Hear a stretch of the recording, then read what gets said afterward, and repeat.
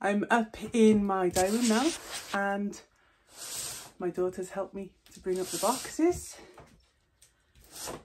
without any complaining at all. Isn't she wonderful?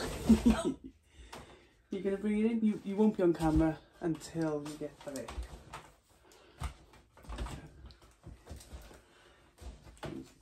She doesn't trust me.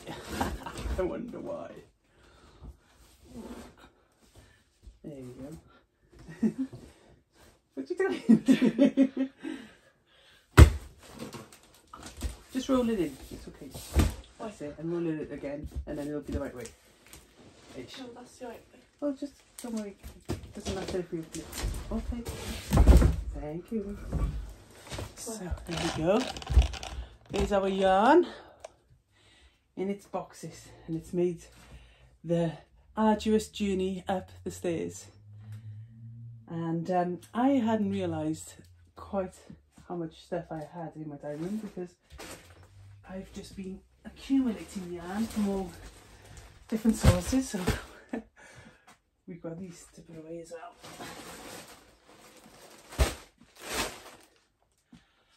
But that's another video. So we are going to just move a couple of things so that we can empty this yarn, and we will see it coming out. So pop that there. This and this.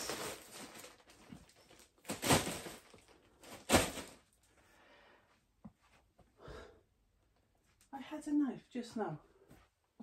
Does anyone else get that? Where you have the right tool for the job, and then before you know it, when you actually need it, it disappears.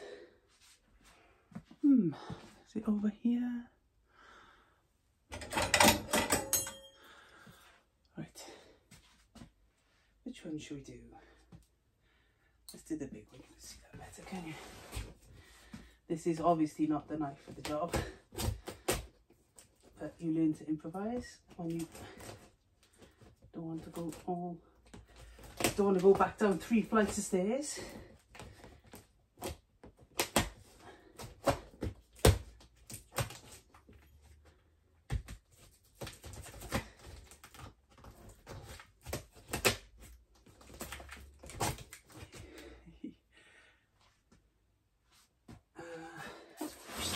Here, do this, and I can do my sitting down chat then with you. This.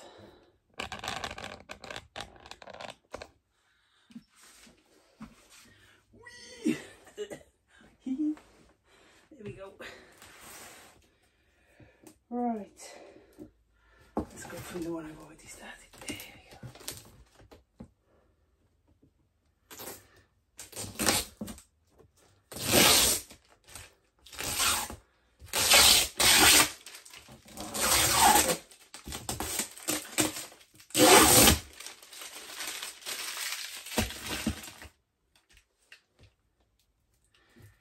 So I wonder what we've got in this box.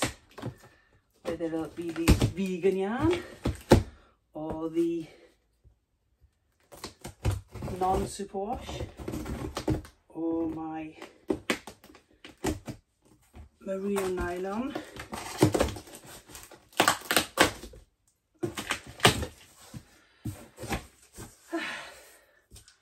Handy tool, eh?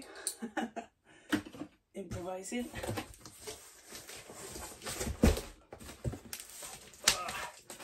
Right then, what are you?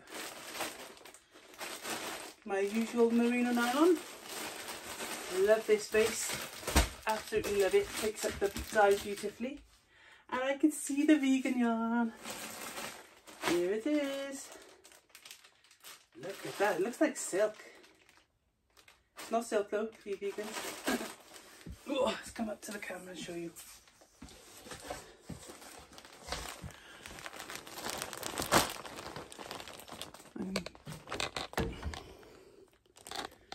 Can you see the shine on that? It's not just the shine of the bag, it's the yarn. Now, that promises to be a really gorgeous looking yarn. And this dyed up. you can already see the drape on it. It's got a different drape. I'll show you now. Let's get the others.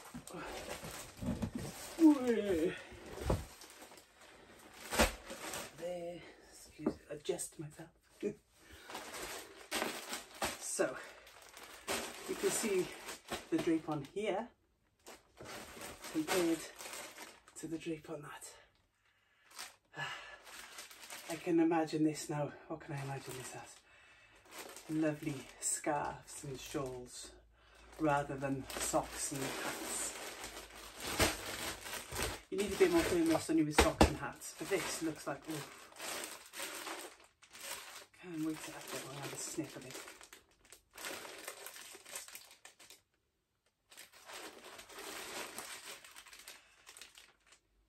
What does it smell of? I don't know. It might smell differently when it's wet or when it's been dyed, but that smells quite fresh. I don't know how to explain it.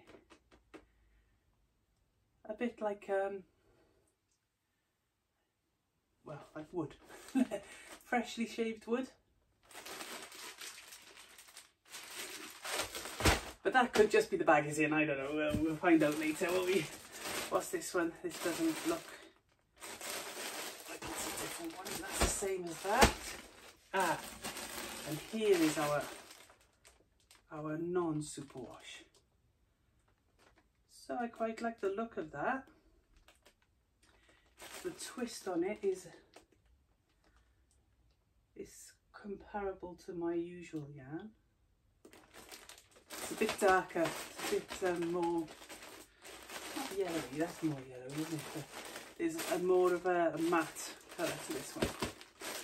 So, I think I only got the 3 bases.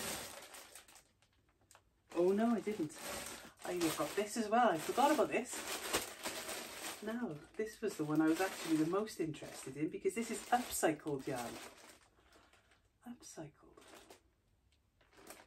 So it's where they take all the bits that came out of the milling process and they reuse them.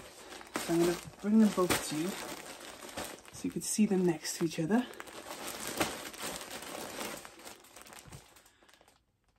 So as I expected, the upcycled is a bit darker looking, a bit grey.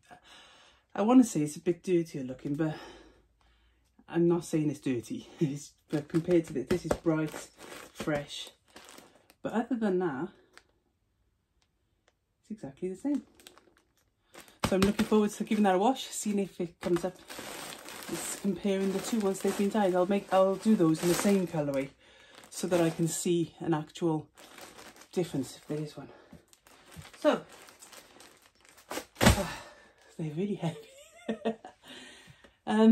Feels like a workout for me. What was I going to say next? So now I'm going to be clearing a space for them over there, putting them on the work shelf, which as you can see there's already some yarns there, so we have to make sure that when I'm not mixing them up and I'm not using new stock before old stock. And then when that's all established, then I've put away a few things and I've got it back to a working dye room because it's also a storeroom. And I'll be honest, if I know I'm not dyeing, then I tend to just put things in here rather than putting them out of the way. So in our next video, you shall see a transformation of this room into a sleek running dyeing machine. So I hope you've enjoyed watching us open the wool and having a little look at the wool before it gets dyed, and also seeing how helpful my children are, because they really are. I've got to give my family credit. I don't use child labour, slave labour, but they are very helpful, and without my family I wouldn't be able to do this. So until next time, if you've got any questions, if there's any part of my dye room you'd like to see, or any of the yarns you'd like a closer look of, then please pop it down in the description or send me a direct message and I'll happily answer it, either in the description or in the comments, or I'll do a separate video showing you it. But thank you for joining me, and keep an eye out for the next installation of my woolly what should we call this? My woolly wandering into Wonderwool. It's a bit wordy, innit? We'll come up with something better maybe. But for now, bye bye.